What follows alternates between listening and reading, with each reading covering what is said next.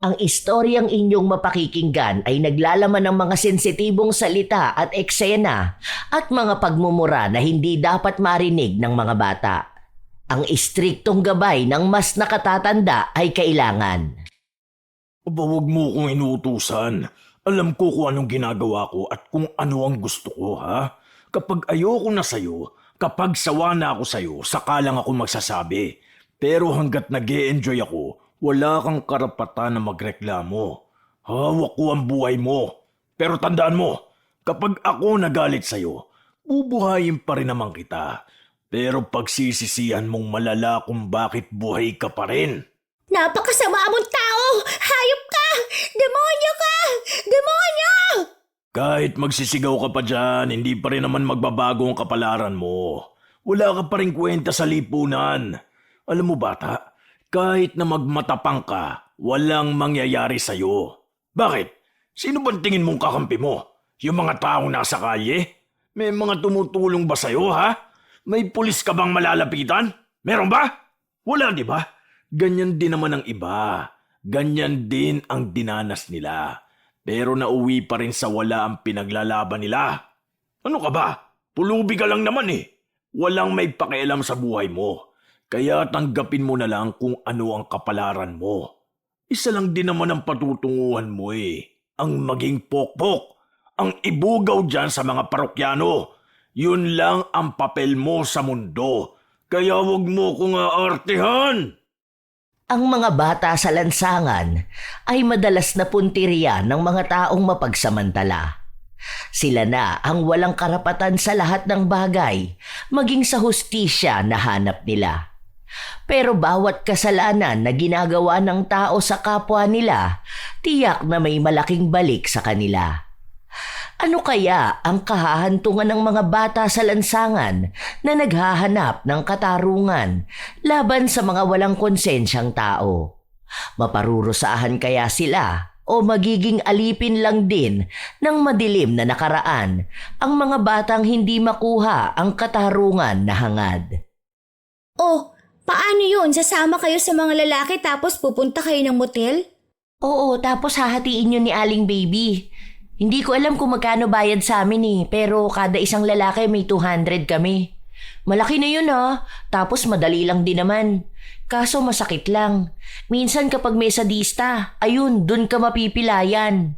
Si Clara nga may mga pasarin hanggang ngayon eh. Sumuka yun ng dugo. Paano? Pinagsusuntok siya nung nasamahan niyang lalaki. Binigyan lang siya ni Aling Baby ng 100 na dagdag. Gusto mo rin ba? Hoy, hindi, ayoko nga. Nakakatakot kaya yan. Mamamalimos na lang ako sa kalsada. Sus, mamamalimos ka tapos kung ano-ano pa sasabihin ng mga tao sa'yo. Hindi ka rin naman bibigyan. May magbibigay sa'yo pero piso. Dito, kapag kaya mo ng 3 lalaki sa isang gabi, may 600 ka na. Di ba mas mabilis ang pera? Kahit na, bata pa ako. Ilang taon ka na ba? 11 pa lang ako. Pwede na yan. 10 nga lang ako nagsimula dito eh. Minsan yung iba pang yosi lang. Ganyang bata mas madali makakuha ng customer. Mabenta kasi. Kapag mga ganito sa amin na 16, minsan ayaw na nila.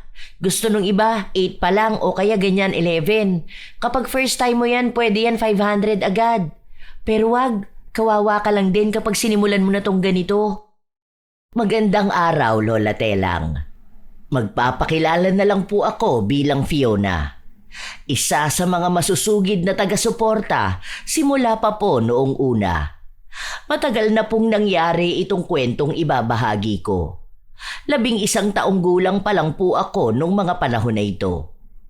Taong 2010 sa Maynila. Ipinanganak na ako sa lansangan. Bata pa noon ang nanay ko nung isinilang niya ako. 14 siya. Hindi ko alam kung sino ba ang tatay ko. Simula noon, hindi ko na nasubukan ang magkaroon ng maayos na buhay.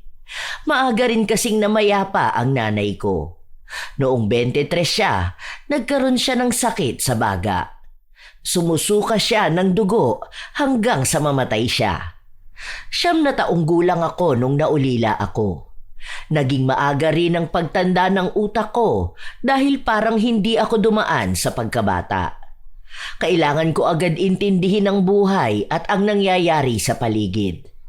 Kaya sa mga kaedad ko, mas matanda talaga akong mag-isip. Iba talaga ang buhay sa lansangan, Lola Telang.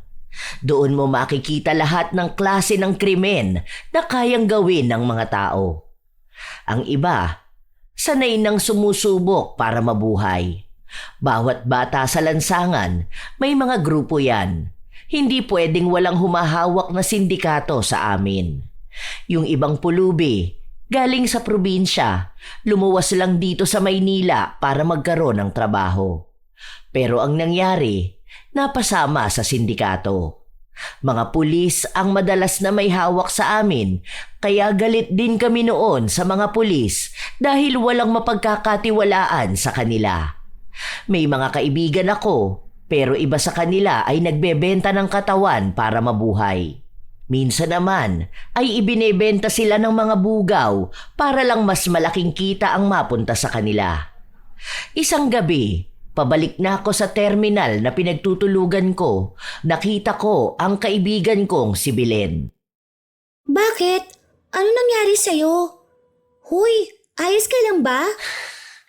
Ang sakit ng katawan ko, saka dito sa ano ko. Kaya hirap talaga ako makalakad. Parang namamaga nga eh. Bakit ba kasi? May sadista ka bang parokyano? Yan ba yung sinasabi mo na nambubugbog? Hindi. Meron kasing pinasama sa akin si Aling Baby. Pinasakay niya ako sa kotse tapos mga matatanda na yon nasa 40 na ata. Hindi ko naman alam na 4 sila. Ang sama ng pakiramdam ko. Pagod na pagod ako tapos para akong lalagnatin. Hindi ko kinaya yung 4 sila. Yung isa, tinali pa ako. Tapos kung ano-ano pang pinagagawa sa akin. May pasapa nga ata ako sa tagiliran ko eh. Sobrang grabe sila. Mga nakabatak pa yata. Iba yung tama nila. Hala, kawawa ka naman. Huwag ka na kasi magganyan. Pwede ka naman sumama sa akin eh. Mamalimos na lang tayo. Hanap na lang tayo ng magandang pwesto. Pwede na yun. Kaysa naman nagpapakababoy ka sa kanila. Hindi pwede. Hahanapin pa rin ako ni Roger. Lagot naman ako pag nagsumbong si Aling Baby. Bababa na naman yung presyo ng binibigay ko sa kanila. Ikaw kamo, mag-iingat ka ha. Alam mo ba, si Nene, di ba kaidaran mo yun? Sinisimula na nilang ibugaw. Kapag ikaw nakita nila, naku ewan ko talaga. Ang ganda mo pa naman, tisay ka. Mabenta ka sa mga parokyano na ganyan ng tipo. Madalas niyan mga matatanda. Gusto nila yung batang makinis tapos maputi. Noong marinig ko ang sinabi ni Belen, bigla akong kinabahan. Tisay naman talaga ako. Iba yung kutis ko. Tapos iba rin ang hulma ng mukha ko at hindi talaga itim na itim ang buhok ko. Hinala pa nga nila noon na baka turista ang ama ko. May mga kakilala rin ako na nagsasabi sa akin na dapat hindi ako maging maganda sa paningin ng mga lalaki. Dahil darating daw ang araw na isusumpa ko ang pagiging maganda dahil yon ang sisira ng buhay ko. Takot ako dahil yung mga kaedaran ko kahit na ayaw nila nagiging sapilitan na ang pagbebenta sa kanila. Parami ng parami ang mga batang babae na nawawalan ng muwang dahil sa mga lalaking halang ang bituka. Hanggang sa isang araw, patulog na kami nun. Dumating si Roger. Roger ang pangalan ng pulis na nangangalaga sa amin. Bantay sarado niya ang bawat isa sa amin kaya hindi kami basta makakatakas. Kahit wala sila, meron siyang mga alagad sa paligid. Kapag tumakas kami at nahuli, bubugbugin talaga kami. Napukaw ang atensyon niya sa akin. Kasunod nun ay itinuro niya ako para sumama sa kanya. Huwag po, parang awa niyo na. Dito lang po ako. Aling Baby, ayoko po. Huwag po, parang awa niyo na po. Ayoko po ng ganito. Anong wag? Kapag sinabi ko sumama ka sa akin, sumama ka. Baka gusto mong gulping kita ngayon. Ayoko sa lahat yung nag-iinarte ha. Kapag pinili kita, ibig sabihin ikaw ang kailangan ko ngayong gabi. Ganun lang yung kasimple. Hindi ko kailangan ng paawa o iyak-iyak na yan. Ang kailangan mo lang gawin ay sumama sa akin. Ilang beses akong nagmakaawa noon, Lola Telang. Pero ano nga ba naman ang aasahan ko? Wala namang makakarinig sa akin. Wala ring may kakayahang tumulong dahil lahat kami hawak ni Roger at ng mga tauhan niya. Wala naman kaming kakayahan dahil mahirap lang kami. Pinilit niya akong isakay sa sasakyan niya at dinala niya ako sa isang maliit at lumang bahay lang. Pinagbantaan niya ako na kapag nag-ingay ako, tatanggalin niya ang isa kong mata at ipapakain sa akin. Natakot ako dahil ayokong mabulag. Kahit napulubi ako, hindi naman ibig sabihin wala na akong pangarap na makalaya sa ganitong sitwasyon. Pumasok kami sa loob. Kabado ako dahil alam ko na kung ano ang mangyayari. Sige na, maghubad ka na. Huwag po. Maawa na po kayo sa akin. Parang awa niyo na po, bata pa po ako. Huwag naman po ganito. Wala akong pakialam kung bata ka pa. Basta sinabi ko na maghubad ka, maghubad ka. Huwag mo hintayin na magalit ako dahil ako mismo ang pupunit niyang damit mo. Hindi mo rin magugustuhan kapag ako nagalit. Kaya kung ako sa'yo, maging masunurin ka na lang. Parang awa niyo na po. Ibibigay ko po lahat ng kinikita ko sa inyo. Huwag lang pong ganito. Ano namang kailangan ko sa barya-barya? Kaya ko ngayong itapon lang yun eh. Dahil marami akong pera. Iba ang gusto ko. Iba ang kailangan ko. Gagalingan ka na lang po makahingi ng maraming pera. Galingan mo na lang ngayong gabi para maging masaya naman ako. Yun lang naman ang gusto ko eh. Ang kinis mo ah. Ang puti pa. Ganyan talaga ang mga tipo ko sa babae. Ang lambot ng balat mo. Nakakagigil. Huwag po. Bitiwan niyo po ako. Parang awa niyo na po. Huwag po. Huwag po. Bata pa po ako. Huwag niyo naman pong gawin sa akin to. Maawa ka lang po sa akin. Ang kulit mo talaga. Oh, ito sa'yo nang matahimik ka. Ayoko pa naman sa lahat yung kailangan pang maraming usapan. Gusto ko, kapag sinabi ko, yun na agad ang gagawin mo. Wala akong pakialam sa iyakan na yan. Ayaw mong tumahimik ka? Tama na.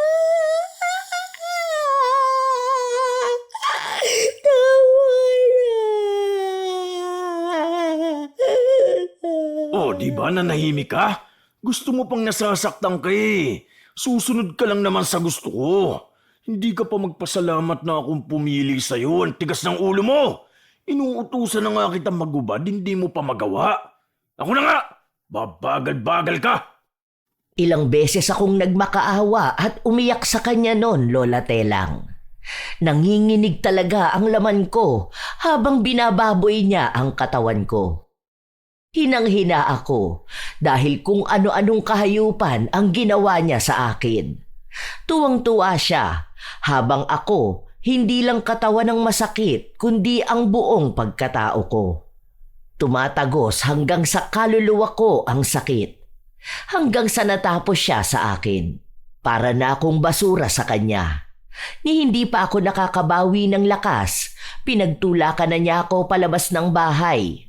Matapos nun, hinayaan niya akong maglakad pabalik kung saan ang pwesto ko. Iyak ako ng iyak habang naglalakad. Masakit ang ibabang parte ng katawan ko pero pinilit ko talagang maglakad. Hindi pa ako nakakarating ng terminal kung saan kami natutulog. Nasa lubong ko si Belen na bumaba ng kotse. Oh, ano nangyari sa'yo? Okay ka lang ba? Saan ka galing? Akala ko pa naman tulog ka na. Pagala-gala ka pa talaga ng ganitong oras. Ano, nagbebenta ka na rin ba ng katawan mo? Anyari sa'yo? Bakit ka umiiyak? May masakit ba sa'yo? Dinala ko ni Roger sa bahay niya. Tapos... Huwag mo na ituloy. Alam ko na. Walang iya talaga yung hayop na yon. Sabi ko na nga be, trip ka nung kumag na yun eh. Ang bata-bata mo pa. Kawawa ka naman. Halika, tulungan na kita. Masakit talaga yan, lalo na't pinilit ka pa. Baka lagnatin ka pa niyan bukas. Oo nga, mainit ka na ngayon. Sandali bili na lang tayo ng gamot mo. Kahit na iniisip ng iba na masamang babae si Belen, dahil nga pumapayag siyang magpabugaw, mabait naman siya. Ginagawa niya lang yon hindi dahil sa malandi siya, kundi dahil wala na siyang ibang pagpipilian. Siya ang tumulong at nag-alaga sa akin. Walang araw na hindi ako umiiyak matapos mangyari ang pinakamadilim na yugto ng buhay ko. Hindi ako makakain, ni hindi ako makapamalimos ng maayos. Madalas lang akong tulala sa isang sulok. Isang hapon, nakaupo lang ako sa gilid ng mga nagtitinda. Nakatulala, walang tumatakbo sa utak ko pero mukhang malalim ang iniisip ko. Nalaman ko na lang na tumabi sa akin si Belen. Inaabutan niya pa ako ng sigarilyo na hawak niya pero tumanggi ako. Mahirap talaga tanggapin yan. Ganyan din kaming lahat. Tarantado kasi ang mga pulis na yan eh. Mga hayop sila. Naalala ko pa nga, nung 8 years old ako, doon sa isang bakery, doon ako tumambay at natulog. Ayun, kinuha ko ng mga lasing na pulis, tapos pinagpasapasahan nila ako. 8 years old pa lang ako noon Hindi pa ako nireregla noon. 3 sila noon. Mga hayop. Tapos kinabukasan, nagreklamo ko sa ibang mga pulis. Akala ko kasi kakampihan nila ako eh. Siyempre bata ako. Iniisip ko na di naman lahat ng pulis masasama. Kaso ayun nga, dun pa ako mismo sa police station pinagsamantalahan. Wala akong laban. Bata ako eh. Maliban pa dun, mahirap ako. Palaboy. Ano ba namang lakas meron ng tulad natin para lumaban, di ba? Hindi lang naman ako. Hindi lang ikaw. Marami tayo. May mas bata pa sa 8 years old.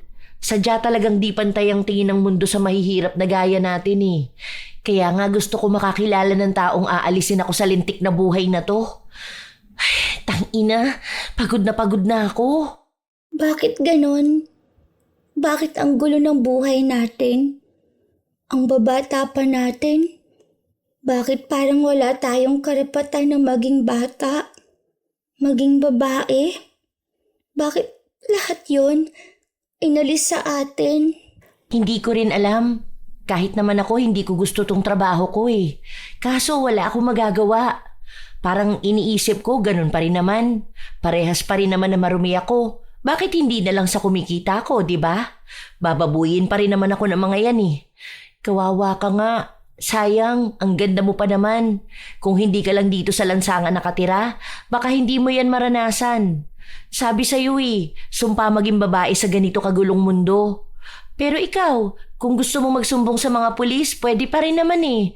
Baka malay mo, may isa sa kanila yung totoo sa tungkulin. Hindi yung malilibugan kapag nakakita ng bata. Pero swerte ka na lang kung meron pa nga. Hindi na ako kumibo dahil naglabas na ng hinanakit niya si Belen. Ngayon mas nauunawaan ko siya. Takot din ako sa mga pulis. Naaalala ko kasi noong mas bata pa ako, binugbog nila yung nanay ko sa harapan ko mismo. Kahit na anong pagmamakaawa sa kanila, hindi sila nakikinig. Doon nagsimula ang galit ko sa mga pulis, Lola Telang. Hindi naman siguro masisisi ang 11 taon na bata na magalit sa kanila kung minsan akong humingi ng tulong sa kanila pero binaliwala nila. Muntikan pa nga mangyari sa akin ang nangyari kay Belen. Ganon sa kwento niya pero nakatakas ako. Wala akong nagawa nun kundi tanggapin na lang ang nangyari sa akin. Iniyak ko na lang pero mas nabuo talaga sa dibdib ko noon ang galit. Akala ko 1 beses lang yon, pero nasundan na naman. Kusa akong dinadala ng mga tao ni Roger sa bahay nila. Hindi isang gabi kundi halos gabi-gabi. Oh, ano pang tinutunga-tunga mo dyan? Aba, sumayaw ka na. Tapos dahan-dahan mong hubarin yung damit mo.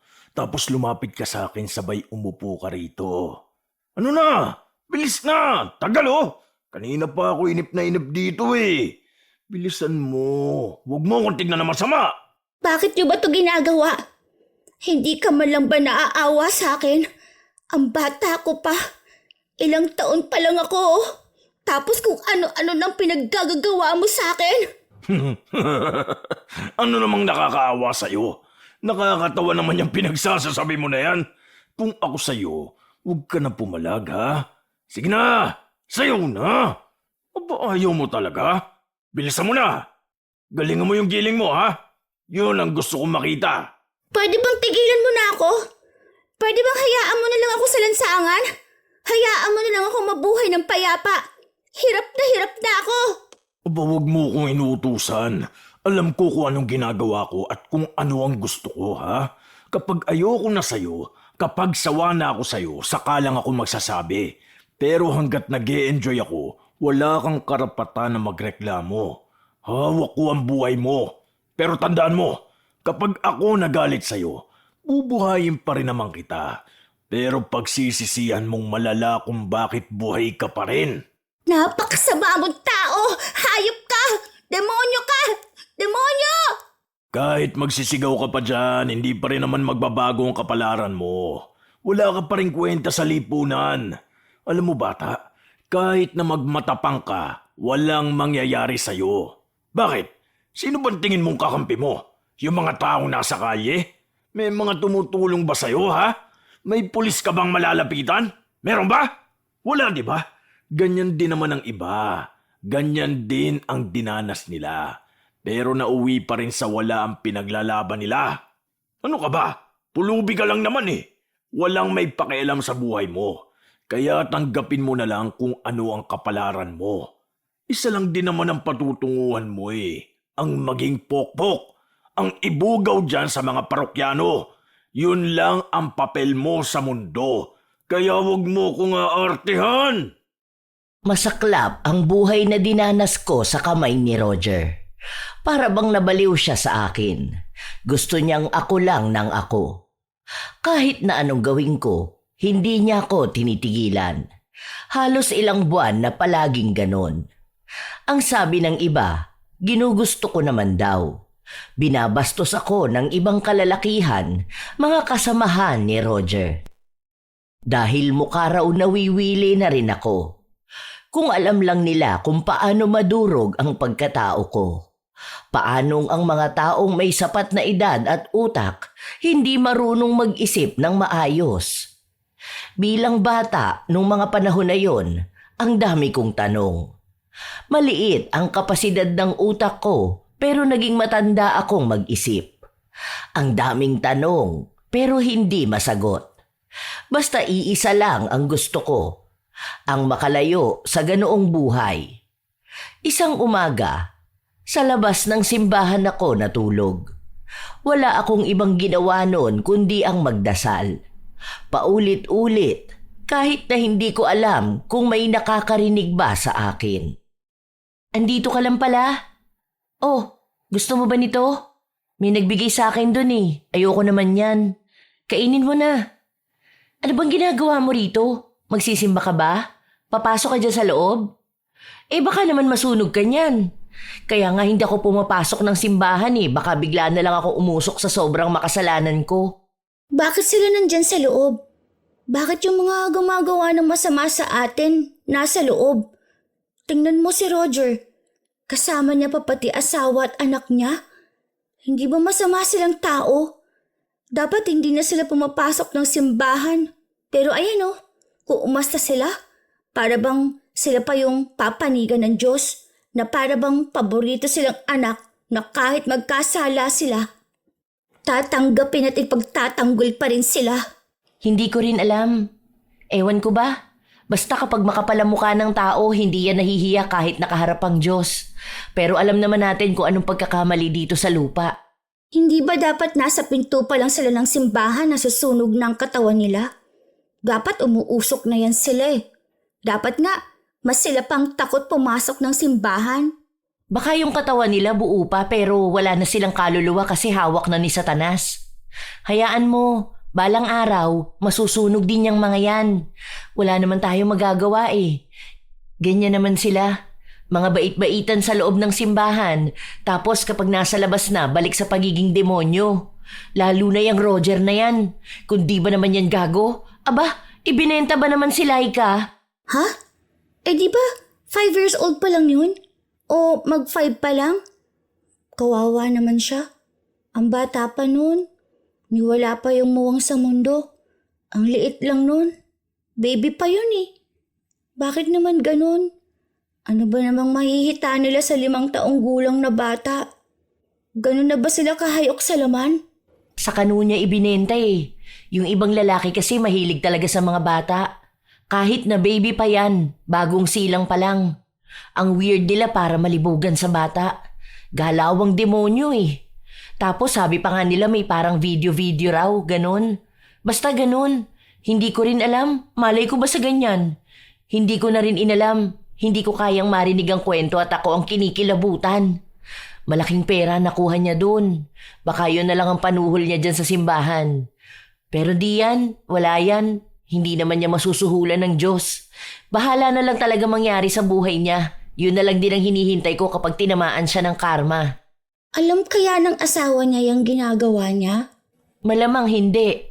Isang beses lang naman yan sila nakikita. Kada linggo lang kapag magsisimba o kaya kapag may okasyon. Kapag Pasko, ganun. Sa iba kasi nakatira yan. Nandito lang yan sila kapag linggo. Iba yung totoo nilang bahay. Yung malaking bahay. Paano kaya kung magsumbong na lang tayo sa asawa niya? Baka sakali may makuha tayong hustisya. Baka sakali maawa siya sa atin, di ba? Na ang babata pa natin para maranasan tong ganito. Ay, yan ang wag na wag mong gagawin. Sinasabi ko sa'yo na hindi mo alam kung anong kayang gawin ni Roger. Bugbog sarado ka talaga sa kanya kapag nagkataon. Sasapakin ka niya sa mukha kahit na mabulag ka pa at mamagayang mukha mo. Hindi ka niyan patatawarin. Naisip ko lang dahil babae siya. Babae tayo. Di ba dapat pinoprotektahan natin ang kapwa natin? Asa ka pa talaga, no? Hindi ka rin yan paniniwalaan. Asawa niya yan eh. Kung ano mang sabihin ni Roger, yun ang paniniwalaan niya. Mabait yan kapag pamilya niya ang kaharap niya, habang demonyo siya kapag sa atin. Saka hindi ka paniniwalaan ng tao ngayon mo lang nakita. Pulubi ka pa. Walang maniniwala sa sinasabi ng taong mahirap. Kung ayaw mong mabugbog, huwag mong guluhin ang asawa niyan, lalo anak niya. Parang daig pang santo na di mo pwedeng hawakan. Hindi ako nakinig kay Belen dahil iniisip ko na baka ang asawa lang ni Roger ang makakatulong sa akin para maalis sa kamay ng demonyo niyang asawa.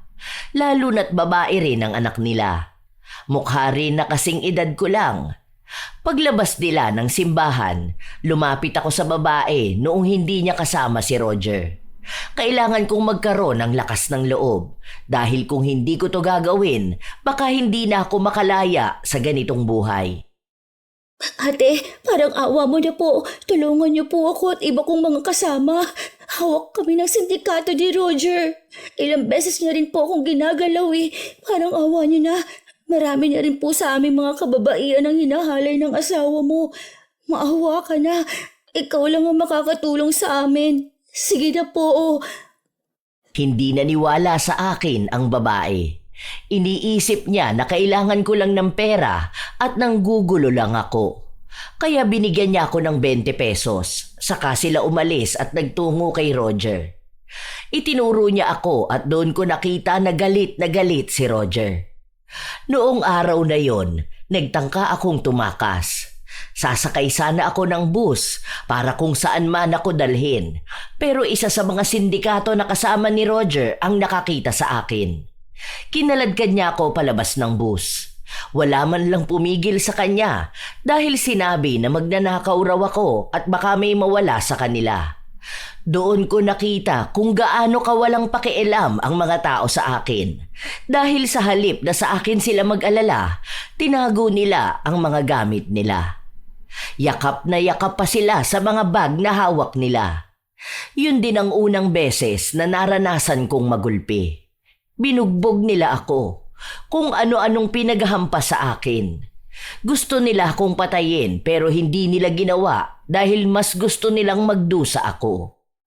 Tama na po, ayoko na. Nasasaktan po ako, aray. ko po, huwag niyo po yung ituloy. Maawa naman po kayo sa akin. Hindi ko na po ulitin. Hindi sila nakinig sa pagmamakaawa ko, sa pag-iyak ko, hanggang sa dumating si Roger. Galit na galit siya sa akin. Halata yun at alam ko naman kung bakit. Dahil pinilit ko ang asawa niya na maniwala sa mga sinabi ko. Alam ko na mali yun dahil siya ang asawa. Bilang isa rin siyang pulis, aalamin talaga ng asawa niya ang totoo, pero sa kanya rin naman itatanong. Isa yon sa katangahan ko. Akala ko dahil babae ang asawa niya at babae rin ang anak nila, maaawa siya sa kagaya ko. Doon ko napagtanto na tama nga sila. Wala lang ang buhay namin. Walang iya ka talaga? At talagang sa asawa ko pa ikaw lumapit, ha? Ano bang gusto mo? Ipahiya ako? Sinasabi ko sa'yo, sa lahat ng ayoko yung nilalapitan ng asawa ko. Huwag mong sisirain ang imahe ko sa sarili kong pamilya. Hindi ako papayag na ganito lang. Kailangan pagdusahan mo tong ginawa mo sa akin. Lintik ka, ha? Tignan natin kung hanggang sa naaabot yung pagiging pasaway mo. Nakawa mo na naman ito. Ayoko na po. Nasasaktan ako.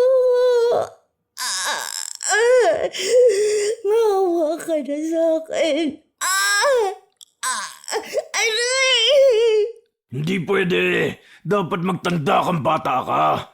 Walang hiya ka? Tapos balak mo pa talagang tumakas, ha? Anong akala mo? Hindi ka mahuhuli? Sinabi ko na sa inyo una pa lang, hindi nyo alam kung gaano ako ka-impluensya sa lugar na to. Kahit natangkain mong tumakas, babalik at babalik ka rito. Parurusahan kita bilang tanda sa mga kasama mo na ganito ang mangyayari sa kanila sa oras na magtangkarin silang tumakas katulad mo. Ako ang batas! Tandaan mo yan! Ginulpi nila ako. Ang murang katawan ko na puno ng sugat. Meron pa silang itinatak sa likuran ko. Sobrang init na pumasok talaga sa aking balat. Wala na akong nagawa kundi ang umiyak. Hindi ko alam kung anong nararamdaman ko. Galit ako, nasasaktan ako, pero wala naman akong magawa. Wala akong kakayahan. Matapos nila akong pahirapan, hindi pa sila nasiyahan dahil pinagsamantalahan din nila ako. Pasa-pasa sila. Ang hirap burahin sa utak ang mga nangyari na yon, Lola Telang. Para siyang bangungot na pabalik-balik kahit nagising naman ako. Nang matapos sila, iniwan nila akong parang basura. Si Belen lang ang tumulong sa akin. Siya ang gumamot ng mga sugat ko. Ayan, pwede na siguro yan. Yan na lang kaya ko eh. Kapag may kumuha sa akin mamaya at may kikitain ako, bibili ako ng gamot mo. Hindi ako makapagsalita ng maayos dahil wala akong lakas. May ilan sa mga kaibigan kong palaboy ang nagnakaw ng gamot para lang sa akin. Alam naman namin na masama yun, pero wala na rin namang pagpipilian. 1 linggo ang nakalipas, nakarecover ako. Pero kahit na ganun, wala pa ring nagbago. Nasa kalye pa rin kami, namamalimos, naghahanap ng pera na kukunin din naman sa amin. Oh, ano naman yung pagmamasid mo sa mga sasakyan? Kung saan ka dyan sumakay, isa lang ang bababaan mo niyan. Naku, hindi ka pa ba nadadala niyan sa nangyari sa'yo? Ha? Maawa ka naman sa sarili mo. Hindi ka kasi nakikinig sa akin eh. Sabi sa'yo, malupit yang si Roger. Kaya nga sinusunod yan ng mga tao rito. Hindi ka talaga makakatakas sa mga alagad niyan. Gusto ko na makalaya sa ganito. Makakalaya tayo kung mawawala si Roger. Pero paano siya mawawala? Masamang damo yan. Hindi yan mabilis mamatay. Kahit sa impyerno, walang puwang yan eh. Hindi yan tatanggapin ni Satanas. Mahihiya na lang talaga sa kasamaan ng ugali niya. Ayoko na ng ganito. Sana dumating na ang parusa niya. Yung mas malupit pa sa ginawa niya sa mga tao. Sana mas malala yung maramdaman niyang sakit.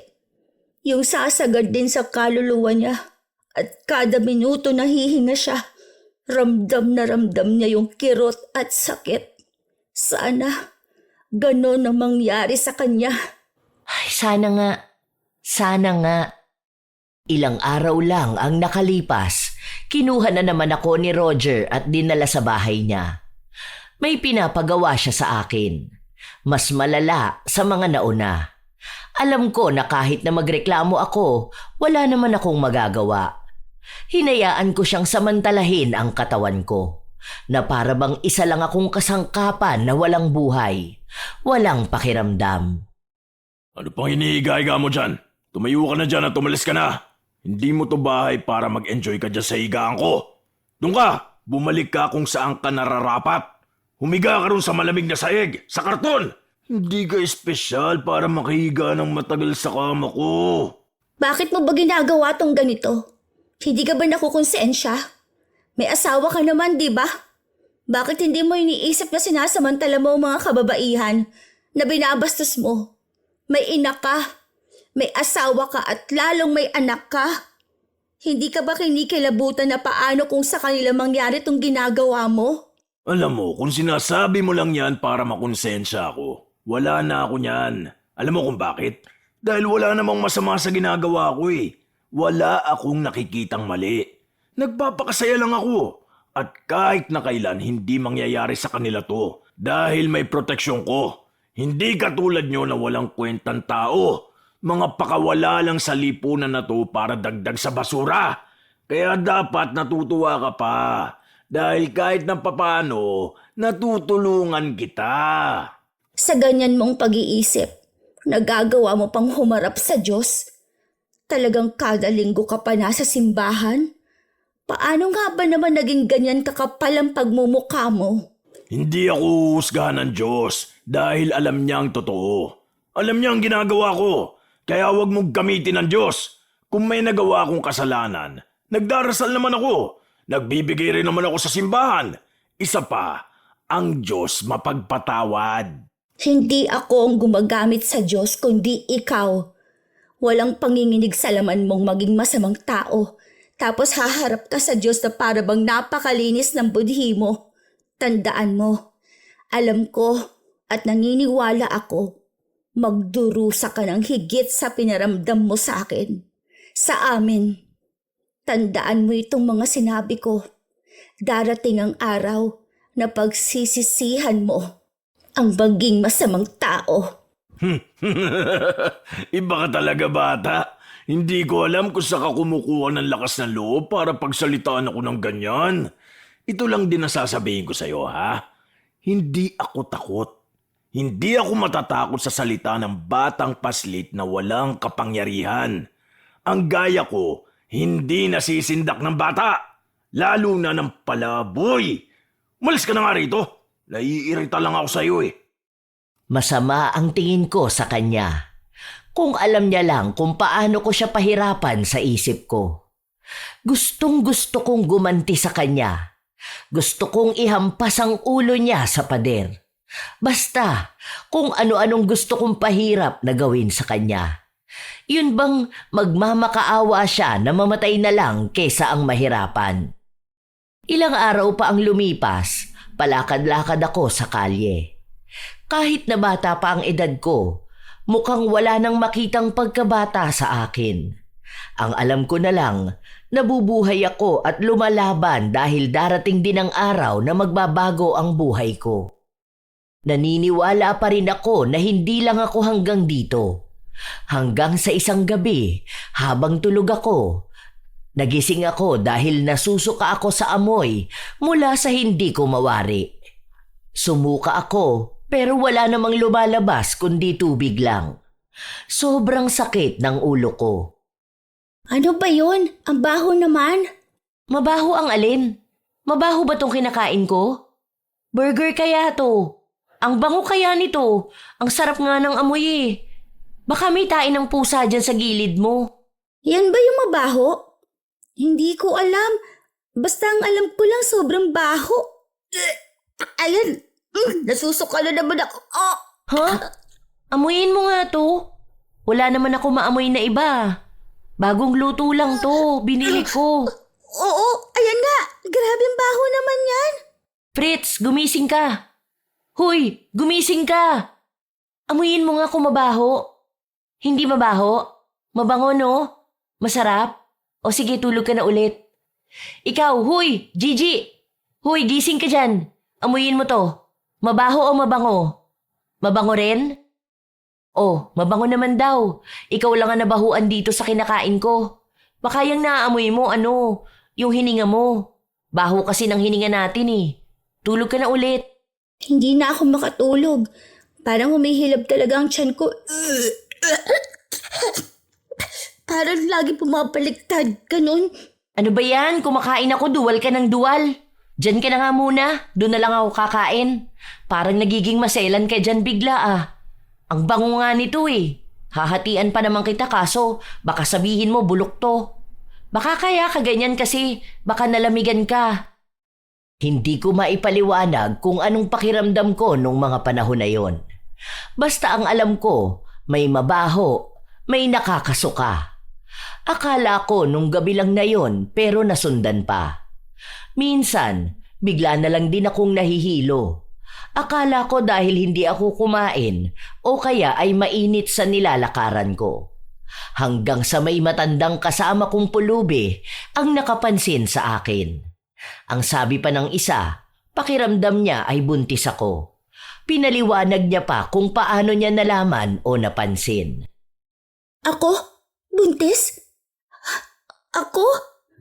Bata pa ako eh. Baka naman hindi yan totoo.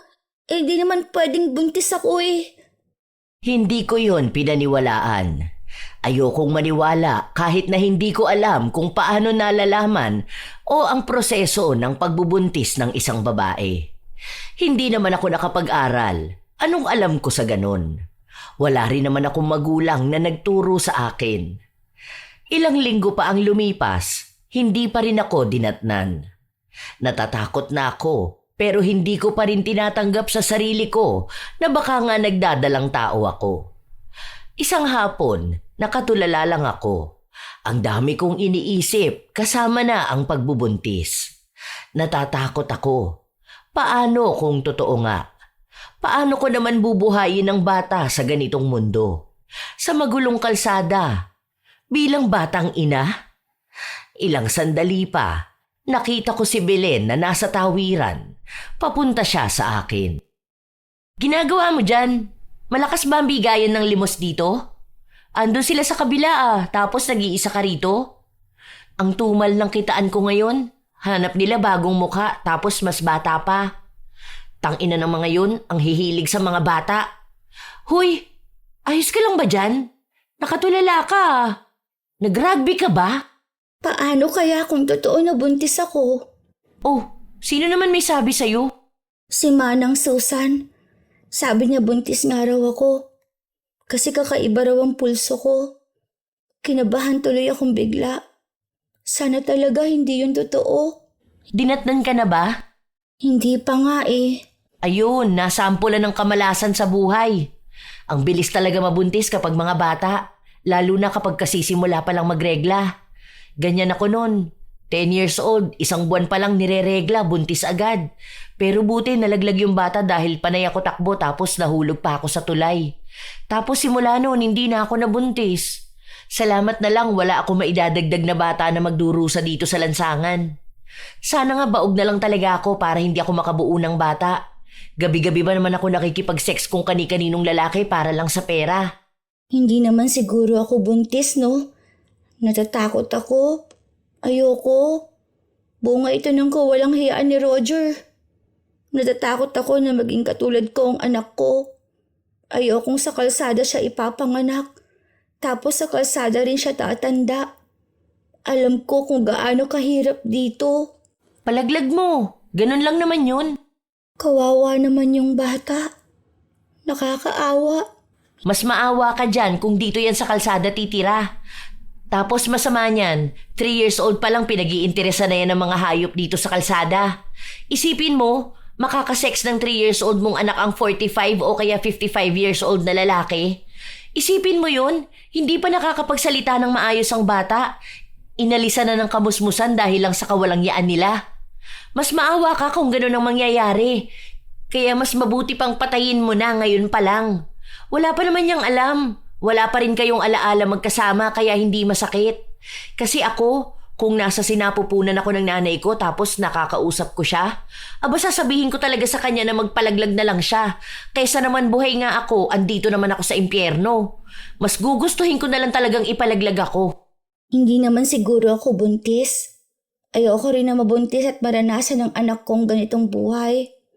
Natatakot ako dahil bata pa ako. Mag-12 pa lang ako eh. Wala pa nga akong alam sa buhay. Tapos magkakaroon na ako ng anak. Paano ko naman bubuhayin yun? Kaya ba ng 12 years old na maging ina? Batang ina talaga ang labas mo. Ganon ka kagaya ni na Jessa. Yun, anak nun kay Roger din. Kawawa nga yun eh, pati anak niya. Buti nga lalaki anak nun. Hindi basta kukunin sa kanya kapag libog na libog yung mga hinayupak. Kahit baby papatusin ng mga hayop. Ay, kilala mo ba yung si ano? Nakalimutan ko pangalan nun. Basta yung kulot ang buhok tapos mahaba yung pilik mata. Sino ba yun? Basta letter S ang pangalan nun. Nakalimutan ko na kasi. Basta kasama mo yun nun eh. Si Sonia? Ayun siya nga. Buntis yun, di ba? 11 years old din. Siya yung tumalon sa tulay at namatay. Si Roger din ang tatay nung bata. Natakot siya. Hindi niya alam kung anong gagawin sa buhay niya. Kaya ayun, nagpakamatay na lang kasama ang anak. Kawawa naman. Manahimik nawa ang kaluluwa niya. Pero wag mo yung gagawin ha. Kahit magpalaglag ka na lang. Hayaan mo na maging masama kang tao ngayon kaysa makita mo yung anak mong ginagawa ng masama ng iba. Kahit sabihin nilang makasalanan ka, wag lang talaga madamay ang bata sa mundong to. Isipin mo kung babae yan, matutulad sa'yo. Hindi rin ako sang-ayon sa pagpatay sa bata, pero tandaan mo, anong mangyayari sa kanya? Ganyan sa'yo, ganito sa atin. Hindi na ako nakakibo, Lola Telang. Sa totoo lang, naiiyak na ako nung mga panahon na yon. Hindi ko alam kung ano ang gagawin ko. Dahil takot ako sa maraming posibilidad na mangyari sa akin. Dahil takot talaga akong magkaroon ng anak. Lalo na kung babae. Kasumpa-sumpa ang maging babae sa lansangan kung saan lahat ng lalaking nakakakita sa amin para silang mga naglalaway sa laman. Walang bata sa paningin nila. Wala silang awa. Kaya totoo naman ang sinabi sa akin ng kaibigan ko. Kahit ako, bilang ipinanganak sa lansangan, sana hindi na lang din isinilang. Pero hindi ko magawa ang gusto kong gawin sa batang nasa sinapupunan ko. Nakokonsensya ako. Habang buntis ako, patuloy pa rin akong ginagalaw ni Roger. Isang araw, habang naglalakad-lakad ako sa kalsada, napapansin ko ang ibang mga bata na kaedad ko. Pumapasok sila sa paaralan, kasama ang pamilya nila. Bata sila. Naranasan nila maging bata. Habang ako, pilit na tinatanong sa sarili ko kung bakit ganito ang aking buhay. Alam mo, Lola Telang, sa totoo lang, ilang beses kong tinanong ang sarili ko kung may kasalanan ba akong nagawa para parusahan ako ng ganon kalala. Kung may nagawa ba akong hindi maganda para bata pa lang ako ay magdusa na ako. Lagi kong iniisip na ang lupit ng mundo para sa mga katulad ko. Naaawa ako sa sarili ko at doon sa mga batang gaya ko na walang ibang pagpipilian. Umupo ako sa isang sulok habang nakatulala sa malayo. Hindi ko alam na nandoon na naman si Belen. Kung saan-saan na lang kita naaabutang nakatulala ah. Para kang yung iba dyan na nakabatak tapos tulala na lang sa gilid. Ano na palang balak mo ngayon? Hindi ko pa rin alam. Wala naman ako maisip. Wala ba tayong malalapitan? Yung talagang mga tao na may malasakit sa atin? Tingin mo ba magpapabugaw ako kung may malalapitan? Magpapalamog ako sa kung sino-sinong lalaki kung may sasagip sa atin? Ha? E di sana hindi ako pokpok. Sana hindi tayo naabuso rito sa kalsada. Ni normal na tao nga hindi tayo matulungan. Naalala ko noon, ilang taon lang ako noon. Humihingi ako ng tulong sa babae kasi hinihipuan ako ng matanda. Pero wala siyang ginawa. Tinago pa yung bag niya. Hindi ko naman sila masisisi kasi nga naman iba sa atin mga magnanakaw talaga at mapagpanggap. Pero ayun, wala tayong ibang aasahan sa buhay. Walang tutulong at mag-aalis sa atin dito. Paano yung sa DSWD? Di ba meron naman ganun? Yung mga bahay kung saan pwedeng pumunta yung mga katulad natin? May naririnig na ako eh. May tinatawag sila doon kasi ewan ko kung ano yon. Basta bahay siya na may mga nakatirang mga bata. Tapos nag-aaral din ata sila doon. Umaasa ka pa talaga? Kita mo nga, kinuha rin ni Roger yung mga bata niya kahit nakuha na ng DSWD. Dagdag ka lang palamunin sa mga yun. Huwag ka nang umasa. Hindi to palabas na may tutulong sa atin. Yung mga pulis, yung gobyerno, wala yan. Hindi naman yan para sa atin eh. Para yan sa kanila lang. Hindi tayo kasali dyan. Ilan na ba sa atin na nagbabaka sakaling mailigtas? Gusto ko ng pagbabago. Ayokong ganito lang ako. Gusto ko makaligtas. Kung naniniwala ka sa kaligtasan, sana nga makaligtas ka. Ako kasi sumuko na ako eh. Hinihintay ko na lang ang hatol ng buhay sa akin. Bahala na kung makakaalis pa ako sa pagiging puta. Pero sana ikaw, makalaya ka. Mas may kakayahan ka. Mas nakikitaan kita ng potensyal. Sana nga. Sa totoo lang, Lola Telang, nawawala na ako ng pag-asa. Pero kasabay din nun ay ang patuloy na paniniwala na baka nga may pagkakataon pang ibibigay sa akin. Sa amin, para makalaya sa ganitong buhay. Isang hapon, hindi ko alam kung paano ko napadpad sa tapat ng simbahan. Ni minsan sa buhay ko, hindi ako pumasok sa loob ng simbahan. Wala akong maalala na pumasok ako. Dahil lagi akong nagtatangka pero hindi ko ginagawa, lalo na kapag nakikita kong karamihan sa gumagawa ng masama sa amin ay nasa loob ng simbahan. Katulad ng sinasabi nila, dahil nga raw makasalanan akong tao. Nabata pa ako pero ang dumi-dumi ko na. Wala akong pakialam sa ibang tao. Basta ang gusto ko lang talaga ng mga panahon na yon ay magdasal. Hindi ko alam paano sisimulan. Pero sana po maawa ka naman sa amin. Maawa ka naman po sa akin. Tulungan mo naman kaming makaalis sa ganitong sitwasyon. Ayoko sa ganito ako mamamatay. Walang katarungan. Alam ko po na masama akong babae. Na marumi po ako. Napakarumi ko. Pero sana naman po, tulungan niyo pa rin ako. Hindi ko na alam kung kanino ako lalapit eh. Wala pong tao sa paligid ko ang makakatulong sa akin. Ikaw lang po. Parang awa mo na. Kailangan ko po ng tulong. Hindi ako marunong magdasal. Hindi ko alam kung paano humingi ng tulong. Basta ginawa ko lang kung ano ang alam ko. Sinabi ko kung ano ang gusto kong sabihin. Umaasa ako na may didinig sa panalangin ko. Hindi ko alam kung kailan.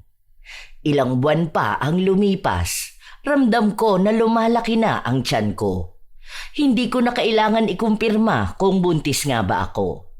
Dahil alam kong oo. Ang daming masasamang bagay na pumapasok sa utak ko pero hindi ko na ginagawa dahil sa takot. Pero paano ba magbuntis ang batang gaya ko? Paano maging ina? Hindi ko alam. Isang gabi pa, tulog ako noon. Nakabalot lang ng karton ang katawan ko dahil malamig. Nagising ako matapos akong sapilitang hilahin.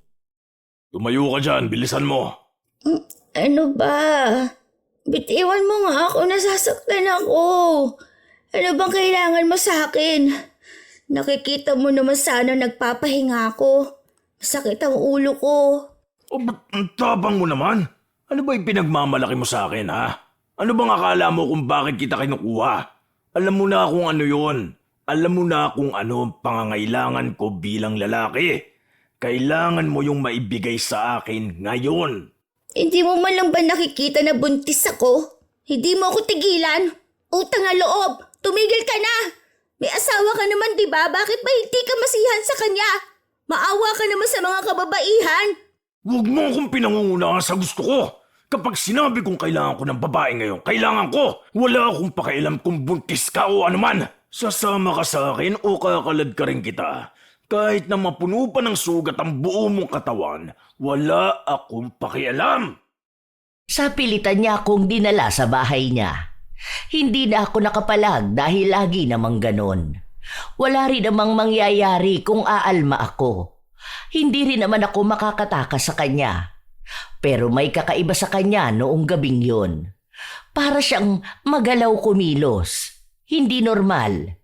Ganito ang galaw ng mga adik na nakikita ko sa kalye. Alam kong nakadroga siya noon. Bigla niya akong hinigit.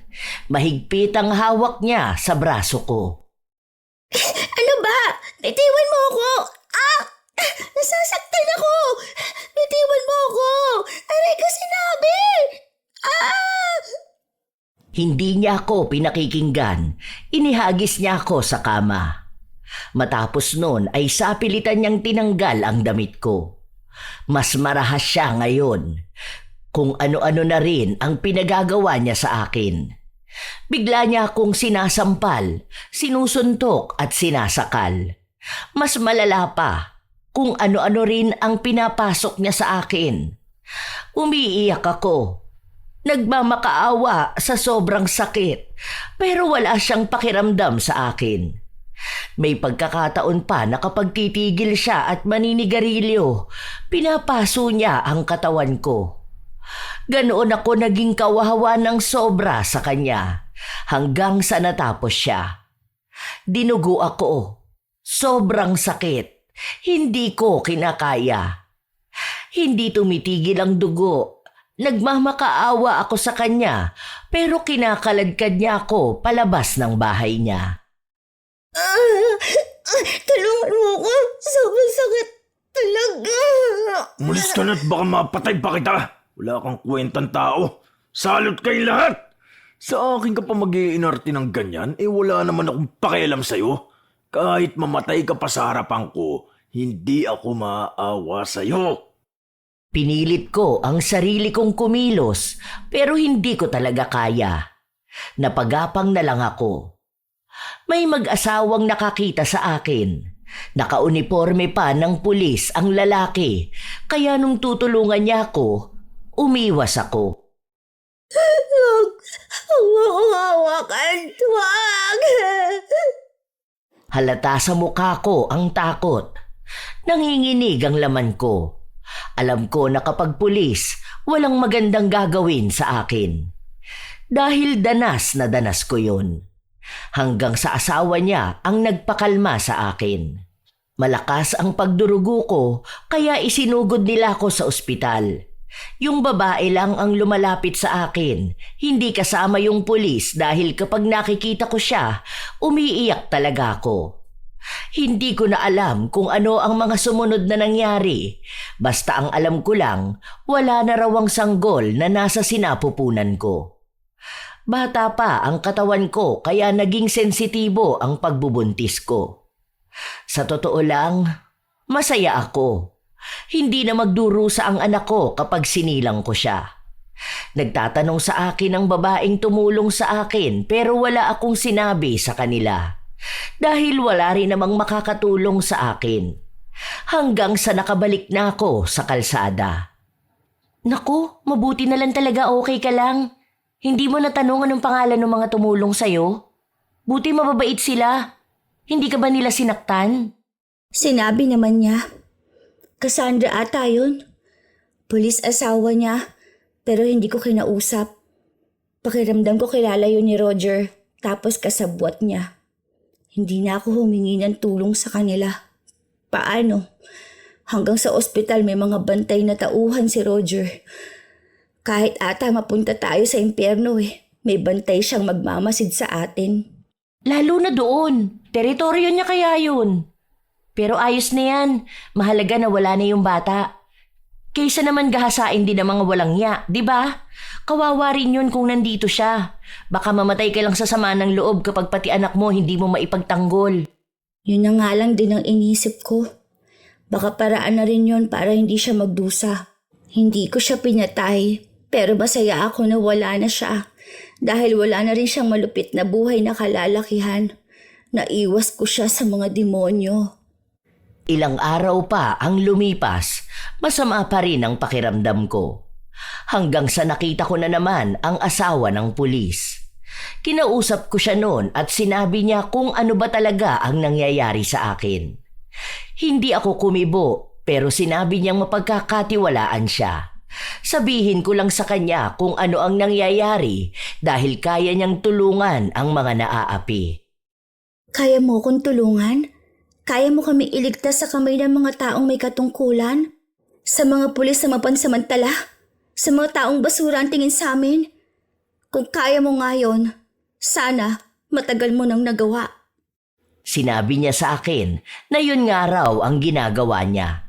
Tumutulong na siya sa mga taong minsang naabuso, mga taong gustong mabago ang buhay at may pangarap na maging maayos sa hinaharap. Malambing ang boses niya. Napakagaan niyang kausap, para bang kaya nga niyang tumulong para sa pangarap ko. Pulis ang asawa mo. Alam ko ang gawain ng mga pulis. Kung wala ni isa sa kanilang nakatulong sa akin, alam kong hindi nyo rin kaya ng asawa mo. Mga mapanlin lang kayo. Gusto nyo lang makuha ang tiwala ng isang tao para lalo nyo lang masira. Kung totoo man na intensyon nyo yung makatulong sa amin, gawin nyo. Ipakita nyo dahil hindi ako aasa kung puro lang salita at pangako. Ang kailangan namin yung may gawa. Wala akong tiwala sa kahit na sino. Nagpapasalamat ako sa kabutihan niya noong kailangan ko siya, pero hindi na para umasa pa na may taong makakatulong sa akin. Habang naglalakad ako at namamalimos, nakita ko si Belen na tumatakbo palapit sa akin. Nagmamadali talaga siya na para bang hindi siya makapaghintay na may sabihin sa akin. Hoy, ayos ka lang ba? Hindi ka na dyan makahinga. Andyan ka lang pala? Kanina pa kaya kita hinahanap? Ano bang nangyari sa'yo? Kung makapagmadali ka dyan, akala mo naman kung anong sasabihin mo sa akin. Meron talaga akong sasabihin sa'yo. Bilisan mo, tara dito. Dalian mo. Bilisan mo naman maglakad dyan. Teka lang naman. Masyado ka naman dyan nagmamadali Gaano ba yun kaimportante ha? Hindi ko alam kung saan niya ako dadalhin nun. Pero nagtungo kami sa isang lugar na maraming tao.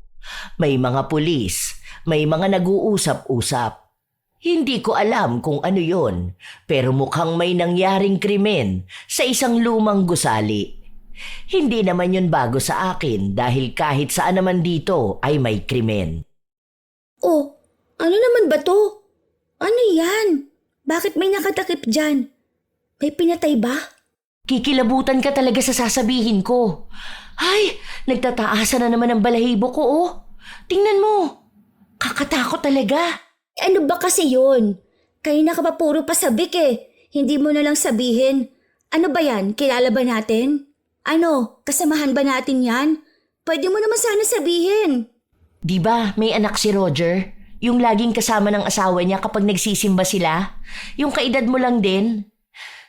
Wait lang, hindi ko makwento ng maayos. Kinakabahan ako. Ni-rape yun tapos dyan tinapon yung katawan. Ewan ko pero bugbog sarado. Halos hindi makilala ang muka. Kanina wala pa yung mga pulis, kita talaga namin. Kawawa.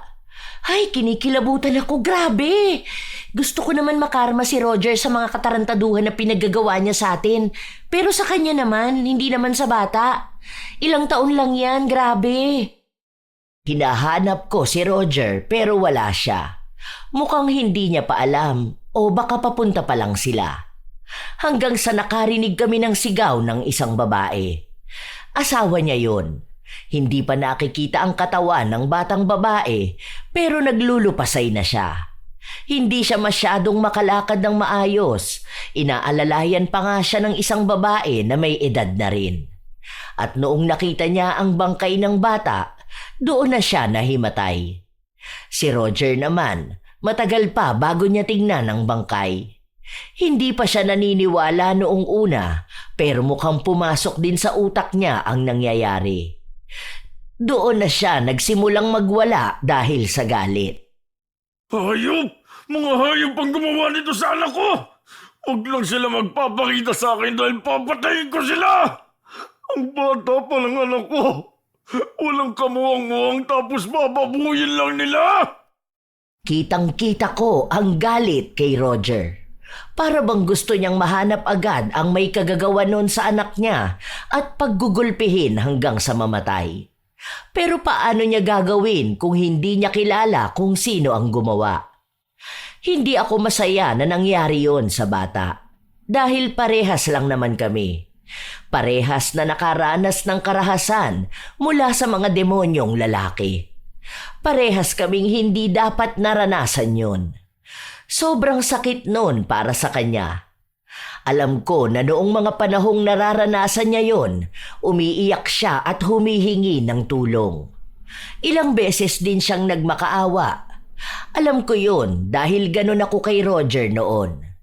Ang nakakatakot lang, namatay siyang hindi man lang naipaglaban ang sarili niya. Doon ako napaisip, ilang kababaihan ang nakakaranas ng ganun? Ilang kabataan? Pero, di ba, galing din naman yon sa tatay niya? Ang humalay sa kanya, kaparehas ng tatay niyang halang ang bituka, na masaya at proud pang nakakapanggamit sila ng babae. Wala sa edad, sa apilitan. Hindi ako masaya sa nangyari sa anak niya, pero masaya akong nagdurusa ng malala si Roger. Masama na ako kung pakikinggan, pero masaya akong magdusa ang taong halimaw. Grabe, hanggang ngayon iniisip ko pa rin yung nangyari sa anak ni Roger. Alam mo bang galit na galit siya? Pinapahanap niya sa mga tao niya yung gumawa nun sa anak niya. Nag-iisang anak pa naman nila yun. Kasi nga, hindi na pwedeng manganak yung asawa niya. Ano ba kasing nangyari? Bakit ba yun na-rape? Di ba hindi naman yun nakatira sa kalsada? May bahay kaya sila, tapos may bantay pa nga yung anak niya. Ang nabalitaan ko lang, narinig ko lang doon sa isa niyang tauhan Di ba, linggo ngayon, katatapos lang nila magsimba kaninang umaga. Itong si bata, gusto raw maglibot-libot. Tapos ayun, nawala sa paningin nila. Akala nung nanay kasama yung yaya niya. Yun pala nasa CR yung yaya niya. Ayun na. Tapos maya-maya natagpuan na lang yung katawan niya. Kapag talaga naiisip ko, kinikilabutan ako. Kawawa, di ba? Isipin mo yun, bata pa. Grabe, sobrang sakit nun. Yung anak niyang alagang-alaga niya, bababuyin lang ng ibang tao. Ang masaklap pa, papatayin pa. Kung ano yung pangarap niya para sa anak niya, lahat yun mawawala. Nag-iisang anak. Hindi lang tripleng sakit yun. Ang sabi nga ng iba, karma na niya. Paano, nung gabi pala na yon, may pinagsamantalahan siyang bata. As in bata ha? Mas bata pa sa'yo. 6 years old lang ata yun. Kawawa yung bata na yun. Hindi tumitigil yung pagdurugo niya. Kasi isipin mo, baby pa yun kung tutuusin. 6 years old. Tapos kinabukasan biglang magsisimba na para bang yun ang paraan para mahugasan yung mga kasalanan niya. Ayan, malalang karma ang inabot niya. Yung pinaranas niya sa mga kababaihan, yun ang naranasan ng anak niya. Sa anak niya ako awang-awa. Grabe, hindi naman niya kasalanan na tatay niya si Roger na rapist. Kaso, ayun siguro yung kapalaran niya ang magbayad ng kasalanan ng tatay niya. Ano na kayang gagawin niya ngayon na wala ng anak niya? Malala pa yan kung gagalaw pa siya ng bata. Grabe ng pagiging demonyo niya. Iba rin talaga ang karma, no? Hindi sa kanya tumama, pero talagang buong pagkatao niya yung nawarak. Umiiyak siya sa kasalanang ginawa niya rin. Galit siya sa mga taong kaparehas niya ng ginagawa. Grabe. Bumalik sa kanya. Paano kasi? Alam na nga niyang babae ang anak niya, hindi niya pa ginawang matino ang sarili niya. Ang sabi niya pa, may proteksyon ng anak niya. Tapos ngayon, hindi niya naman nagawang protektahan. Kahit makuha niyang katarungan para sa bata, hindi pa rin siya patutulugin ng sakit. Nakikibalita ako sa nangyayari kay Roger. Lagi siyang galit. Minsan, pati kami ay binubugbog niya para lang mailabas ang galit niya sa pagkawala ng kanyang anak. Minsan pa nga, naabutan ko siyang binubugbog ang isang bata. Umawat ako dahil hindi ko maatim na may ibang taong nagdurusa dahil lang sa nasasaktan siya sa pagkawala ng anak niya. Dahil hindi naman kami ang may kasalanan nun, bakit sa amin siya nagagalit? Umalis ka dyan dahil baka sa'yo ko ibunto ng galit ko. Sinisigurado ko sa'yo na kapag binugbog kita dito ka na rin malalagutan ng hininga. Bakit ba sa amin ka nagagalit? Hindi ba? Isa ka rin namang masamang tao? Galit ka sa nang rape sa anak mo, pero rapist ka naman. Hindi mo ba nahahalata ha? Naranasan ng anak mo pinaranas mo sa amin. Ibig sabihin lang yan, bawi yan ng karma sa'yo. O ano, masakit ba? Durog ba pagkatao mo ha? Hindi ba kinakaya ng kaluluwa mo? Ganyan. Oo, ganyan mismo ang dinaranas namin araw-araw. Sobrang lala niyan. Buhay na buhay ka, pero patay ng kaluluwa mo dahil sa sakit. O ano, galit ka sa amin dahil hindi mo mabigyan ng hustisya ang anak mo? Bakit? Tingin mo ba? Sa mga batang namatay sa kamay nyo, may nakuha bang hustisya? Wala, di ba? Kaya wala ka ring karapatan na humanap ng hustisya. Tama lang sa'yo yan. Hindi mo alam ko anong pinagdaraanan ko sa buhay. Hindi mo alam dahil lahat kayo, mga wala kayong kwenta. Mga patapon ang buhay nyo. Bakit ako makukonsensya sa mga ginawa ko, ha? Dahil kayo mga dagdag salot lang kayo sa lipunan.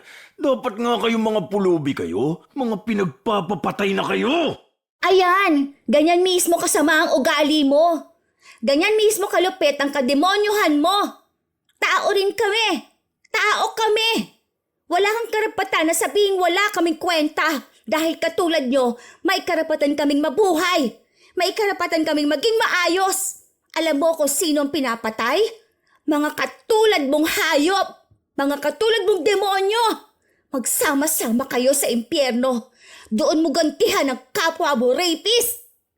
Balak tutukan ni Roger ng baril si Fiona, pero dumating ang pulis na asawa ni Cassandra. May iba pa itong pulis na kasama at inaaresto nila si Roger. Nakakuha na raw ng ebidensya sa kanila sa mga iligal niyang gawain. Maging ang mga kasabwat niyang pulis ay nahuli nila. 2 pa roon ay pinaghahanap dahil nagtago na. Pumalag pa nung una si Roger pero nabaril siya sa balikat. Noong mahuli siya, isa-isang nagsitakbuhan ang mga pulubi dahil may mga pulis din na humuli sa amin. Ang iba nakatakbo, ang iba naman nakuha. Katulad namin. Pero ako, kusa akong sumama. Hindi ko rin alam kung bakit ko yon ginawa. Basta ang alam ko lang, pakiramdam ko, ito na ang pagbabago na hinihintay ko. Ito ang tunay na pagsagip sa akin. Doon ko lang din napatunayan na hindi lahat ng pulis ay masasama. Hindi lahat ay katulad ni Roger. Nabuhay kasi ako na nag-aakala na lahat ng opisyal ay mga tiwali. Ginagamit lang ang kanilang trabaho para sa pansarili nilang interes. Pero noong makilala ko ang tulad ng asawa ni Cassandra, napagtanto kong may maaasahan pa rin sa kanila. Dinala kami noon sa isang lugar. Puro babae lang ang nasa bahay na yon. Maayos silang lahat. Mukhang masaya. Naikwento rin sa amin na katulad daw namin sila. Mga iniligtas lang sa kalye. Mga kabataan na nakaranas ng kalupitan. Mga karahasan. Ang alam ko lang, gusto ko ng pagbabago sa buhay ko. Kasama ko noon si Belen. Noong una nga ay ayaw niya dahil natatakot siya. Hindi niya alam kung may kakayahan pa ba siyang magbago o kung may tatanggap pa sa kanya. Hanggang sa ilang linggo na kami doon at ang masasabi ko lang, masaya ang tumira sa isang bahay, ang may mag-aalaga, ang maging ligtas. Hindi na ako nakakapagyosi ah. Ano ka ba? Tumigil ka na sa ganyan mo. 17 ka na ba? Isang taon ka na lang pala rito Hanggang 18 lang daw dito eh. Oo nga, yun ang sabi sa akin. Pero pwede raw ako maging ano rito. Ano ba yun? Basta, yung dito ako magtatrabaho. Tutulong ako tapos may bahay rin ako at sweldo. Tapos mag-aaral daw ng TESDA. Para pwede na raw ako maghanap ng trabaho. Pwede na yan no? Para hindi ka naibugaw. Bagong buhay. Yun na nga rin ang naisip ko. Ay, may nabalitaan ako. Huwag ka maingay Narinig ko lang to kanina nung naglilinis ako sa banyo. Ang sabi nila, namatay na rin daw ang asawa ni Roger dahil sa sobrang stress sa pagkawala ng anak nila. Ngayon, si Roger para na rin daw nababaliw. Hindi raw pinayagan na magpunta sa burol ng asawa niya. Aba, grabe nga raw ang pahirap sa kanya. Narinig ko rin sa kanila, may mga parusa din pala sa mga rapist kahit nasa kulungan sila. Hindi ko na nga lang narinig kung ano ba yung parusa na yun. Baka pinapasukan ng batuta sa puwet Oh, grabe naman pala dinanas niya. Baka sa susunod niyan maging palaboy na siya dahil nga nabaliw na. Grabe yung pagtama ng karma sa kanya. Talagang hindi na siya nakaiwas. Sagad na sagad naman kasi ang kasamaan niya Pero ganun talaga. Tunay talaga ang karma. Kung anong masama na ginawa niya sa kapwa niya, tsak na yun din ang balik. Hindi ko alam kung maaawa ba ako kay Roger o hindi. Pero alam ko lang na ang pagdurusa niya, parte na yon ng karma niya. Dahil kung hindi siya parurusahan, malamang may mga tao pa ring magdurusa sa mga kamay niya. Mabilis na lumipas ang panahon.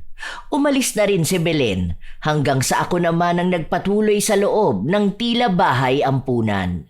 Nag-aral ako doon, natuto, nagkaroon ng pag-asa.